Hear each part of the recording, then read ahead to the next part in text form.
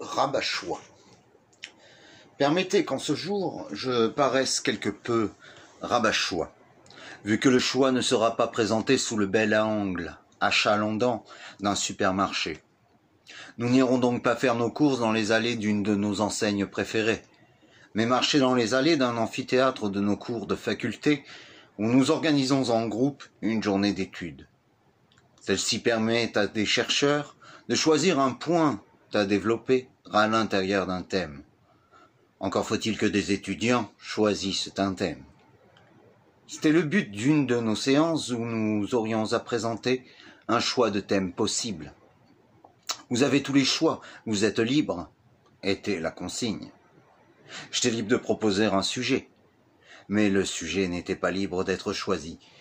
Une collusion établie sur un thème, aucune des autres propositions ne se serait vue entérinée. Demeurait le plaisir d'écrire un texte que j'opte pour le recycler, au moment de savoir qu'il ne suffit pas d'avoir le choix pour être libre. Ayant tous les choix pour la journée d'études, et taquin que je peux être, vous vous doutez de ce que j'ai dû proposer. Le texte s'intitulait « L'arbitraire du choix ». Ainsi je débutais. Il s'agit d'exercer notre liberté encadrée, à imposer un cadre pour composer cette journée d'études, afin de définir la matière de nos chaînes, celle-ci ne devant être lourde. Il fallait que la figure imposée se joue sur ma sélection musicale. Il faudrait en arrêter un. Je ne pourrais qu'offrir une entrée de plus à l'alternative. Ainsi m'est venu à brûle-pourpoint, à la foulée du premier cours, d'arrêter arbitrairement un choix.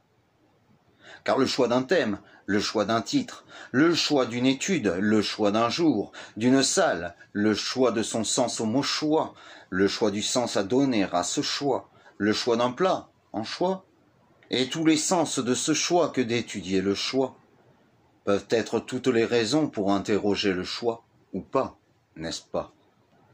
Le choix des amants maudits de le devenir, et le devenir de ce choix, choix de corpus, primaire, secondaire, choix des intervenants, soit choix de la chair, soit du chaste, soit de la chatte, soit de la chair. Ouvrir ses sens, transgresser le sens interdit, choix de comment on le dit, choix du fourche-langue ici, ça et là, choix toute notre vie. Combien de choix voyez-vous ici? Algorithme intemporel, la condition humaine. Choix de chaîne à la fin de sa vie. Choix de chaîne sur le tapis. Tapis est le choix dans la roulette de la vie. Choix de tourner les pages. Choix d'en rouvrir une. Soit qu'on l'avait mal lue, soit qu'on veuille la disséquer. Savoir ce qu'il y a dans ses entrailles. Avoir du bide pour en faire un. Et faire un bide quand on choisit le choix. Soit on fuit, on fait un choix. Soit on fait un choix pour fuir un autre. Il n'y a pas de choix. Sans l'autre, cela va de soi. S'il y a un soi, il y en a un autre. Une alternative. Choix de copier Trainspotting le film, pas la destinée des personnages. Le choix ici de ne pas choisir, mais de faire un choix, porte le fait plutôt sur l'action que l'acte. Le choix est dynamique, inflexion d'une direction, et m'importe plus l'étude du mouvement, celui-ci est vivant. C'est mon choix, merci Evelyne Thomas, ou pas, pour le mauvais calembour. Faites votre choix. Une fois choisi, c'est le moment de le faire. Le choix ne s'attend pas, sauf quand il est livré tout cuit, et encore faut-il l'appeler. Il se fait alors comment s'écrit-il? 4, 3, 2, 1 de Paul Auster est une des dernières illustrations d'une utilisation de la notion de possible. Le choix, moment du possible, à la croisée de tout chemin. Faites aussi votre choix. Vous aviez pour la plupart deviné que je ne pouvais choisir que le choix.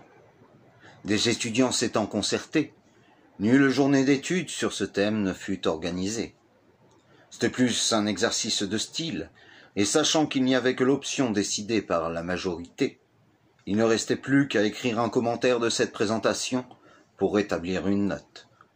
Cependant, je viens de montrer que l'infinité des choix confère aux choix non un caractère de liberté, mais surtout une dimension arbitraire. J'ai alors rendu 2 parties supplémentaires pour obtenir un triptyque sur l'arbitraire du choix. Ces 2 textes nous dirigeront immanquablement vers un choix non libre. Nos positions sont définies à moi qui ai l'honnêteté de dire que le choix ne suffit pas pour être libre, et à celui qui mentirait oubliant par malhonnêteté intellectuelle ou habileté oratoire qu'il n'a choisi que le thème. Le contradicteur est un yes man. On lui a dit de dire oui. Moi-même j'en suis un. On m'a dit de dire non. Tous les deux, nous ne sommes pas libres. Seul moi ai le droit de le reconnaître. L'autre a le devoir de mentir. Le choix du thème est arbitraire. C'est la position qui nous définit. À ce moment se joue l'arbitraire du choix 2, le moment clé. Je disais, le choix moment du possible, à la croisée de tout chemin. Faites aussi votre choix. Et mes confrères en firent comme celui de la pomme de terre, de la culture qui ne pousse plus dans les campagnes, parce que les chevaux ne soignent plus leurs paysans isolés dans la nature, depuis qu'ils ont avoué leur homosexualité à des migrants qui n'en avaient rien à foutre de ce choix et de cette phrase tirée par les cheveux Camoulox. Cette évocation humoristique des thèmes évoqués n'est pas là pour enrayer, mais plutôt pour montrer le pouvoir d'évocation d'un groupe, une génératrice d'idées. Je vais préciser les limites de l'arbitraire du choix. La première limite était que je parlais plus du choix, sans avoir l'envie que le thème soit choisi. Principalement, je voyais ce texte comme un lanceur de cette séance. Finalement, je le trouve comme point de départ à une nouvelle délimitation de ce thème. Car c'était l'objet de ce texte. Prendre chacun considération de nos idées. Je vais présenter des angles abordables sous le thème du choix pour résumer différents possibles évoqués lors de la critique de ce thème. Il fut évoqué le manque de précision, le vague du thème, alors que le titre l'annonçait. Comment on en arrive à l'arbitraire du choix, ce moment où il faut arrêter un choix. De là, au lieu de parler de l'indécision de Frédéric Moreau, une fois que cela a été fait, peut-on passer au héros volontaire? L'indécision est un jeu, dirait-on, une sorte d'automatisme narratif. Néanmoins, ce mécanisme sert soit à construire le caractère bien trempé d'un personnage qui affronte des périls, soit à construire le caractère bien futile d'un autre personnage bien encombré de sa quotidienneté. Dans l'arbitraire du choix, il faut bien trancher. Alors des fois, il n'est qu'une question d'envie de se porter sur le héros positif bené Don Quichotte et sa façon folle de prendre une décision. Cela lui aura permis de devenir le chevalier à la triste figure entre moult désignations, puis rien. Toujours l'arbitraire du choix. Ah, si nous savions, nous nous tromperions comme Midas et notre empire s'effondrerait. Être heureux de faire un choix apparaît bien plus simple que le choix heureux, si bien que l'échec ne doit pas se percevoir en tant que choix malheureux. Il n'y a que l'arbitraire du choix, et peut-être derrière lui, le plaisir. Après quelques choix de plus, peut-être aurons-nous le plaisir de faire le nôtre. Vous avez compris que le choix fut tout autre. Autrement dit, nous avions le choix. Liberté somme toute restreinte. En animalerie, on m'expliquait qu'il fallait laisser le choix des marques de croquettes pour ne pas laisser le choix de l'enseigne. Le choix endosse le déguisement du respectable démocrate, quand sous le smoking, le choix porte les guenilles d'un despote défroqué. Méfiez-vous du choix. C'est un vampire qui, une fois que vous l'avez laissé rentrer, se nourrira de votre sang. Dès lors, vous n'avez plus le choix. C'est lui qui vous possède. Entendu l'énumération des choix, il convient d'avoir le choix. Mais il ne suffit pas d'avoir le choix, car vient l'arbitraire du choix 3, la décision. Malgré un procès inéquitable, avec 9 jurés, pour leur propre parti, laissant le choix aux 3 autres de s'incliner, je me devais d'être décidé. Le choix était choisi. Je n'étais plus libre que d'en faire mon parti, ce que je fis ainsi. Et ce sera peut-être celui-là, l'arbitraire du choix, car, après tout, pourquoi pas? Bien des écrivains ont eu à envisager le moment d'indécision de leur personnage, quand ils ne représentent pas toute la vie de leur personnage, comme chez Gustave Flaubert. Avec George Snyders, dans Heureux à l'université, cette réflexion prend, au contraire, l'angle de la décision estudiantine. Avec Bernard Werber, elle prend la forme d'un algorithme décliné sous le nom de l'arbre des possibles. Avec Jean de La Fontaine, elle nous interroge sur ce qu'il faut être entre le chêne et le roseau. Je vois bien maintenant qu'on ne cesse d'écrire avec et sur le problème de la décision. Comme j'ai pu en parler, le dernier roman de Paul Auster explore comment on peut choisir 4 récits différents à partir d'un même départ. Pour Raymond Queneau, c'était réécrire moult fois le même départ. Arbitraire, isn't it?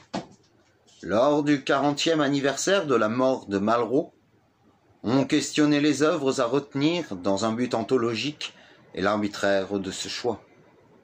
Je préfère m'arrêter ici, pour un thème plus tel un roseau qu'un chêne retenant nos chênes. J'arrêterai juste. Qu'est-il caché derrière une décision? Où la trouve-t-on dans les œuvres? Est-ce toujours celle de l'artiste? L'artiste peut lui s'imposer des règles. Ne se sent-il pas libre quand il pousse la porte de l'Oulipo pour s'adonner au 1. Calligramme, 2. Lipogramme, 3. Acrostiche, 1. Auprès de Pablo Picasso. Guillaume Apollinaire se clamait peintre, quand ses vers ne se déclamaient plus, mais dessinaient une tour Eiffel. 2. Georges Perec trouva la liberté d'écrire tout un roman sans E, s'enfermant dans son choix. 3. Clément Marot n'avait plus besoin de signer ses poèmes, quand en lisant verticalement les premières lettres de ses vers, se composait son nom. Clément Marot, bien antérieur à l'ouvroir de littérature potentielle, peut-on vraiment dire que l'écriture à contrainte naît avec l'Oulipo?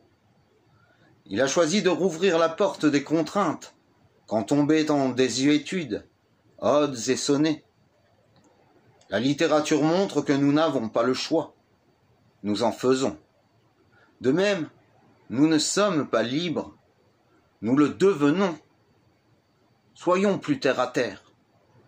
Croyez être libre d'acheter ce que vous voulez dans un supermarché. Or, ce sont les articles à plus forte marge qui sont ceux à portée du regard. La construction labyrinthique n'est pas là pour vous faire une agréable promenade. Dans cette liberté qu'on se plairait à proclamer, l'achat impulsif est une preuve que nous sommes esclaves des envies qu'on nous suscite. Ils ne sont grands que parce que nous sommes à genoux, ramassant les produits les moins chers sur les rayonnages les plus bas. À quand un jour où les pauvres pourront rester debout pour avoir le droit de ne pas pouvoir choisir leurs articles?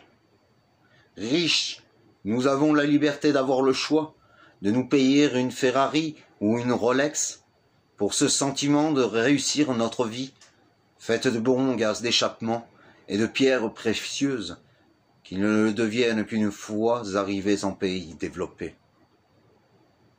Le développement durable de l'esclavage n'a duré que bien trop longtemps. Pourquoi ai-je ce choix de réussite sociale?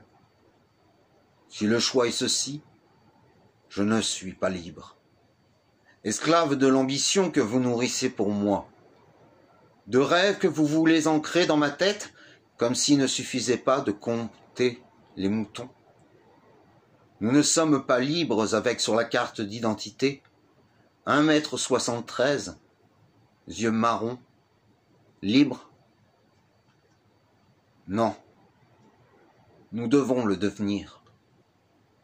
Une fois devenus libres, nous devons nous battre pour le rester, et non parce que nous avons un choix, mais parce que nous le faisons.